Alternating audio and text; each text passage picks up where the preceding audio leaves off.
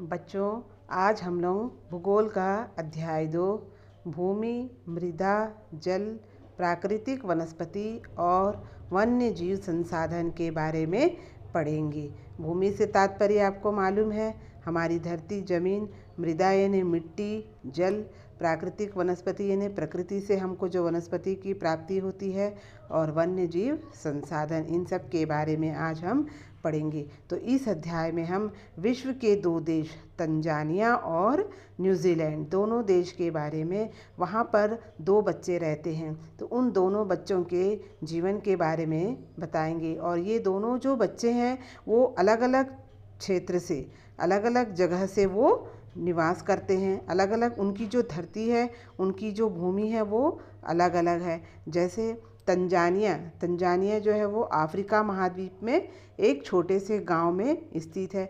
वहाँ पर माम्बा नाम की एक लड़की प्रातः सुबह उठकर उसको बहुत दूर जाना पड़ता है और कुछ घंटे के बाद में वो लौटती है और वहाँ से घर के कार्यों में वो अपना माँ का हाथ बांटती है और बकरियों की देखभाल भी करती है। यानी उसको पानी लेने के लिए बहुत दूर जाना पड़ता है। तो आप यह समझ सकते हैं कि वह जिस जगह में रहती है वहाँ पर उसे जल की कमी है। जैसे अभी हम जहाँ रहते हैं हमारे पास भरपूर जल है, भरपूर पानी है, हम अपने नल को खोलते हैं तो हमारे यहाँ दिन भर पानी आता है ना। तो लेकिन इनको पानी की समस्या का सामना करना पड़ता। तो इससे आपको यह समझ में आएगा कि ये जो जिस जगह में निवास करती है उस जगह में जल की कमी है। ठीक है।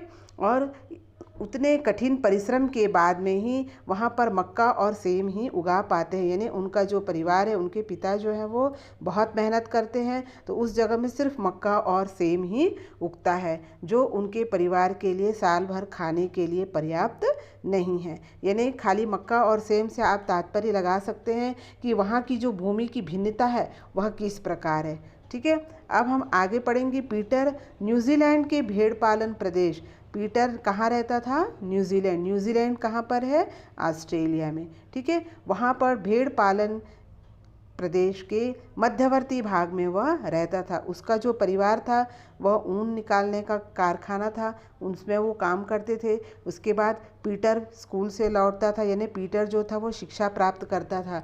इधर माम्बा जो थी वो पढ़ाई नहीं कर पाती थी, यानी वो उसे शिक्षा नहीं मिलती थी। आप दोनों क्षेत्र के अंतर को जानिए। ठीक है। उसके बाद वह अपने भेड़ों की देखभाल करता है और वहाँ पर बहुत दूरी में जो घास के मैदान है वहाँ पर भी वो अपने भेड़ों को चराने का काम करता है, यानी उनकी भेड़ों से वहाँ पर ऊन मिलती है। फिर वे लोग एक प्रौद्योगिकी का उपयोग करते हुए भी वहाँ पर ऊन निकालने का काम करते हैं, यानी नए नए तकनीकों का भी प्रयोग करते हैं। इसके अलावा वहाँ पर भी जैविक सब्जियाँ उगाई जाती है। यानी यहाँ की पीटर के जो भूमि है और माम्बा की भूमि, दोनों क्षेत्र की भूमि में परिवर्तन है, अलग अलग दिखाई दे रहा है दोनों क्षेत्र की भूमि। तो हमको यह मालूम है कि हर क्षेत्र की जो भूमि है वो एक जैसे नहीं रहेगी। हर क्षेत्र की जो उपजाऊपन है वो एक जैसे आपको नहीं, हर क्षेत्र की मिट्टी, जल, प्राकृतिक वनस्पति हमको अलग अलग देखने को मिलेगी। तो माम्बा और पीटर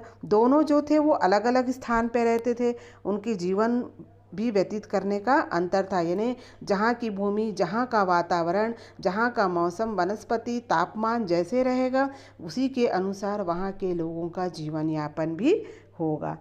विभिन्नता भूमि की गुणवत्ता, मृदा, जल, प्राकृतिक वनस्पति, प्राणियों और तकनीकों के उपयोग के भिन्नता के कारण भी होता है। यानी ये सब जो है वह एक क्षेत्र में ये सब बातें बहुत महत्वपूर्ण परिवर्तन बहुत ही ज़्यादा प्रभावित करती है।